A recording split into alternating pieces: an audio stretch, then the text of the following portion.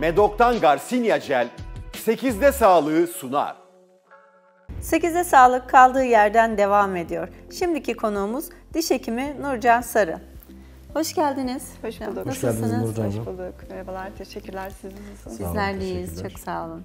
Hocam sormak istiyorum, diş eti hastalıkları tam olarak nedir, neden oluşur? Diş eti hastalıkları dişleri çevreleyen yumuşak doku ve sert dokunun iltihaplanmasıdır aslında. Nedenleri de genetik faktörler olabiliyor veya ağız hijyeninin bozulmasına bağlı olabiliyor.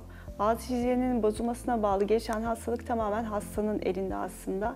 Yeterli fırçalamama veya işte dengesiz beslenme, tartar plağın fazla oluşması bu diş eti iltihabına sebep olup ilerliyor. Daha sonra gingivitis dediğimiz aşamadan periodontise kadar ilerleyebiliyor. Diş eti hastalıklarından korunmak için neler yapılmalıdır? Özellikle ağız hijyeni için nelere dikkat etmemiz gerekiyor? Günde 2 defa fırçalamak şart. Onun haricinde diş ipi kullanımı, ağız duşlarının kullanımı, ağız gargaraları da kullanılabilir ama bunlar için yine doktora danışılması gerekiyor. Günlük kullanıma uygun gargaralar farklı çünkü bizim ameliyatlardan sonra verdiğimiz gargaralar farklı. Bunlara dikkat etmesi gerekiyor hastanın. Peki profesyonel diş temizliği neden önemlidir? Yani ne sıklıkla bu diş temizliği yapılmalı? Diş temizliği bazı hastalarda gerekmiyor. Gereken hastalarda da kişiden kişiye göre değişiyor süresi. 3 ayda bir yaptığımız hastalarımız var. 6 ayda bir ya da yılda bir, 2 yılda bir temizlik yaptığımız hastalar var. O diş taşının oluşum sıklığına bağlı olarak, kişinin genetik yatkınlığına bağlı olarak değişiyor. Genelde hastalar soruyor hani hocam bu işte sık sık temizletmem zararlı mı ya da diş taşlarını temizletmem zararlı mı diye. Diş taşlarını veya plağı temizlemenin herhangi bir zararı yok. Tam tersi hani faydası var. Mineleri bu aşındırmıyor ya da işte çizmiyor, zarar vermiyor. Tabii bunu dikkatli bir şekilde yapmak gerekiyor ama temizletmezsek bunun zararı diş etlerine daha fazla, diş kaybına kadar sebep olabiliyor tartarlar. Hocam peki şeyi merak ediyorum. Çok yani sigara içen bir kesim var. Evet. Sigara içen kesimin diş etleri nasıl etkiler? Ya da sigara içen birine tabii ki bırak diyoruz ama hani bırakmada zorluk çekiyorsa bundan korunmak için ne yapabilir? Sigara içen kişiler, içmeyen kişilere göre dişlerini daha fazla fırçalaması gerekiyor. Daha iyi bakmaları gerekiyor. Çünkü o duman, nikotin o plağı yapıştırıyor diş etine ve dişlerin üzerine yapıştırıyor. Temizlenebilirliği dişlerin azalıyor. Bu yüzden hani köpüğü fazla bekletebilirler. Daha günlük işte 2 kere fırçalıyorlarsa 3 kere fırçalayabilirler. Çok sigara içip de gerçekten dişleri temiz olan hastalarım var ama olan problemi baskılayan bir şey sigara. Diş etinin kanamasını durduruyor, engelliyor, dolaşımı azaltıyor.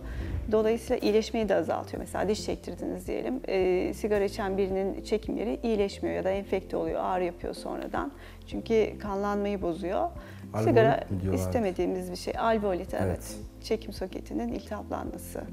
Bu sefer de hastanın genelde işte şeyle geliyor bize hasta, çekim yerimde bir şey mi kaldı, kemik mi kaldı, kök mü kaldı? Halbuki oradaki patiyi bozduğu için sigara dumanı iyileşemiyor. Yüzde şişmeye de sebep oluyor değil mi? Sigara öyküsünün olması, yara iyileşmesinin gecikmesiyle beraber. Tabii, iyileşmeyi geciktiriyor. Peki hamilelik diş eti hastalıklarını tetikleyen bir durum mudur? Yani hamileyken diş sağlığını, diş eti sağlığını korumak için dikkat edilmesi gerekenler nelerdir? Hamilelik öncesi mutlaka ağız diş sağlığının kontrolünün yapılması gerekiyor. Çünkü olan bir çürük ilerliyor. Diş eti hastalığı da öyle. Hiç diş eti hastası olmayan bir hasta genetik olarak yatkın da olmasa bile hormonların etkisiyle hamilelikte sıkıntılar yaşayabiliyor. Hassaslaşıyor, ödem yapıyor, kanama yapıyor, diş etleri hassasiyet yapabiliyor, dişler sızı olabiliyor. Ama işte hamilelikte de şöyle bir sıkıntı var. Her hastaya müdahale edemiyoruz. Röntgen çekemiyoruz en başta.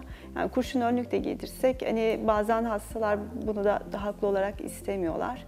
O yüzden herhangi bir problem olmasa dahi hamilelik düşünüyorsa mutlaka kontrol ettirmek gerekiyor. Hamilelikte başımıza böyle bir şey gelirse de yine doktorlarından izin alarak ilk 3 ay ve son 3 ay işlem yapmıyoruz ama aradaki 3 ayda işlemler yapıyoruz. Diş taşı da işte aslında diş eti hastalığı hamilelikte şöyle bir önem taşıyor. İlerleyen bir bakımsız bir ağızda düşeye bile sebep olabiliyor ağız hijyeninin kötü olması. O yüzden hamilelik tümörü dediğimiz olaylar var. Böyle diş etinin çok ani bir şekilde şişmesi, orada büyük bir granülasyon dokusu oluşması. Bunları istemiyoruz. Bunlar gerçekten düşeye sebep olan şeyler. O yüzden hamilelikte ağız hijyenine ekstra önem göstermek gerekiyor. Hocam bir de biz çok görüyoruz, tabii sizin sayenizde oluyor bunlar. Böyle güldüğünde bembeyaz dişler oluyor. Evet. Tabii ki bu bir tedavi sürecinden geçiyor muhtemelen ama sadece direkt ben gelip dişlerimi beyazlatmak istiyorum diyenler oluyor. Dişlerimi temizletmek istiyorum diyenler oluyor. Bu diş temizletme olayının diş minesine bir zararı var mı? Bununla ilgili böyle şeyler söyleniyor. Onları bize biraz açıklayabilir misiniz? Diş temizletmenin de beyazlatmanın da hastaya bir zararı yok. Beyazlatma evet kozmetik bir işlem. Diş temizletme ile diş beyazlatma farklı işlemler. Diş temizletme yüzeydeki işte oluşan plağın, tartarın ve lekelerin temizlenmesi. Hastanın diş orijinal rengi neyse o renge gelir dişleri temizlikten sonra. Ama diş beyazlatma daha farklı bir işlem, profesyonel bir işlem. Bunun için jeller kullanıyoruz, ışık kullanıyoruz. Ve kişiden kişiye de değişiyor ama 7-8 tona kadar açılıyor dişler. Ben kendime de dönem dönem yapıyorum. Hiçbir zararı yok. Sadece o dönem çok ciddi sızı oluyor 3 gün. Hatta ağrı kesici içecek kadar sızlayabiliyor beyazlatma sonrası dişler. Yine korkuttunuz hocam. Evet, her güzel şeyin hani bir Cezası bedeli oluyor. oluyor. Evet. Ama ben çok seviyorum beyazlatma işlemi. Hiçbir zararı yok. Normal ağrı kesicilerle geçebilecek bir ağrı. Çok Tabii şiddetli bir tabii. ağrı değil zaten. Bazıları içmiyor. Kişiden kişiye değişiyor ama bazı dişleri hassas olan kişilerde sızıya 3 gün sızıya soğuk sıcak bir şey içerken içeriden böyle bir şimşek çakar gibi böyle bir sızı geliyor. O da bir işaret aslında değil mi? Yok, beyazlatmada bu bir işaret değil. Beyazlatma olayından bahsediyorum. Beyazlatmada bunun olması dişin herhangi bir zarar gördüğünü Altta başka bir göstermiyor. patoloji olabilir mi böyle bir durumda? Diş beyazlatmada yok. Hayır, bu sadece beyazlatmanın etkisi bu. Ama diş taşı temizlenmiş ve çok ciddi sızılar varsa o ayrı bir şey. Diş temizlettikten sonra çok ciddi sızılar oluyorsa diş eti hastalığı ileri boyuttadır. Kök yüzeyinde belki çürükler vardır. Onlara tabii Başka bir bakılması şeye gerekiyor. işaret olabilir o. Tabii o zaman diş temizliğine bağlıysa o sızılar evet. Hocam az önce hamilelikte diş sağlığını korumaktan, diş eti sağlığını daha doğrusu korumaktan bahsettik. Şimdi şöyle merak ettiğim bir şey, hamilelik sürecinde hiçbir sıkıntı yaşamıyor diş eti sağlığıyla alakalı ama doğumdan sonra bir süre sonra belki beslenmeyle alakalı tabii bilemiyorum. Doğumdan sonra bir süre sonra dediğim gibi dişte kayıplar oluyor. Ya dişte ağrılar oluyor, çürükler çıkıyor birden, diş eti çekilmesi belki benzer bir durumlar olabiliyor. Birçok annede hani duyduğumuz, denk geldiğimiz durumdur gebelik sonrası. Bunun oluşmaması için bir beslenme protokolü var mıdır gebelik boyunca? Hamilelikte şöyle iki sıkıntı oluyor aslında. Birincisi evet dediğiniz gibi beslenme. Çünkü daha çok işte hem çok atıştırma, ara öğün atıştırması artıyor. Daha çok acıkıyoruz. Ben de 2 tane hamilelik yaşadım ve beslenmem değişti benim de. Ara öğün atıştırması artıyorsa bakım da ona göre artmalı kesinlikle. Çünkü ara öğünler genellikle de ya bir çikolata oluyor ya işte meyve kuruları oluyor.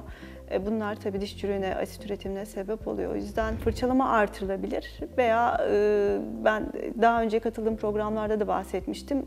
O ağzın asitlik oranını düzenleyici farklı gıdalar tüketilebilir. Peynir, fıstık gibi. Hani peynir aslında bu konuda çok iyi, yoğurt. Bunlar o ağzın asit ortamını dengeleyen şeyler aslında. Yine bir uzmana danışılabilir bu konuda da aslında diyetisyenlere danışılabilir. O beslenmeye bağlı oluşacak çürükleri o kardiyolojik dediğimiz asitli gıdayı diğer gıdalarla hani değiştirerek, lifli gıdalarla yer değiştirerek beslenme tarzı çürüğün önüne bu şekilde geçilebilir. Onun haricinde bebek emziren anneler tabii ki uyku sorunu çok yaşıyorlar. Yorgunluk çok oluyor. Dolayısıyla hani o dişler fırçalanmadan uyunabiliyor. Hani o fırçalama düzeni de bozuluyor aslında. İkinci bir sebep bu hamilelikte çürümenin. Onun haricinde de dediğim gibi hormonal faktörler, ağız asit oranı artıyor.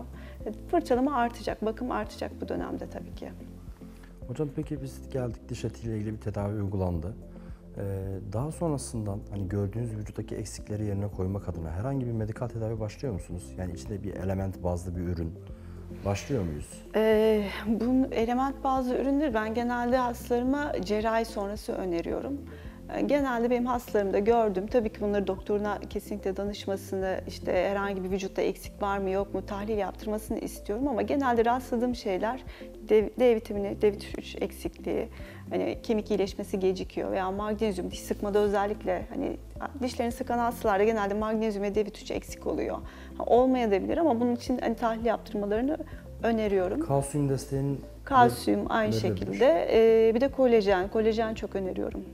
Yani zaten hani hem cilt sağlığımız Kemik için ve tendonlarda da yüzde de ciltte de kozmetik etkilen bir şey hem de zaten. kemikte çok fark Peki hocam ediyor. biz alışkanlık olarak dişlerimizi genelde fırçalıyoruz. Hani bir fırçalama tekniği var ama diş etinde bir problem olduğunda bu fırçalama tekniği değişiyor mu?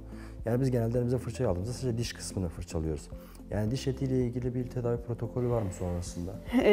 Yani hani aslında çok rutin ve basit diş fırçalama. Dediğim gibi üst çenede yukarıdan aşağı, alt çenede aşağıdan yukarı hep süpürerek. Biraz sert ya, insan arasında bir korku var diş etlerime değmesin. Yani çok net bir şekilde diş etleri Onu fırçalanmıyor. Hani çok da hani böyle bastırarak işte manuel, aslında hastanın biraz el kullanma yeteneğini gözlemleyerek bunu söylüyoruz. Çok sert fırçalıyorsa aslında tabii ki yumuşak fırçalar öneriyoruz ama rutinde kesinlikle orta sert fırça. Çünkü yumuşak fırçalar diş yüzeyini temizlemiyor. Bu da gingivitis'e, diş eti hastalığına sebep olabiliyor. Onun haricinde diş etlerinin çok yumuşak fırçalanması, çok sert bastırarak katır kutur diş etleri fırçalandığı zaman zaten diş etlerinin çevresinde böyle üçgen, dişlerin çevresinde üçgen açılmalar meydana geliyor. O yüzden biz anlıyoruz onu. Hasta evet sert fırçalamış burada. Sadece o hastalara yumuşak bir fırça öneriyoruz. Onun haricinde orta sert fırça, sert de olmayacak, yumuşak da olmayacak.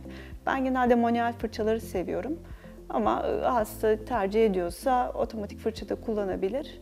Ama bunu işte çok istiyorsa haftada 1-2 kere diş yüzeylerini parlatmak için onun haricinde yine manuel fırçalar tavsiye ediyorum ben kendi hastalarıma.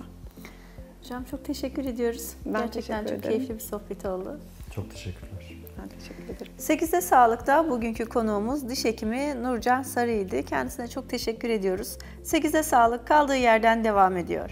Medok'tan Garcinia Jel 8'de sağlığı sundu.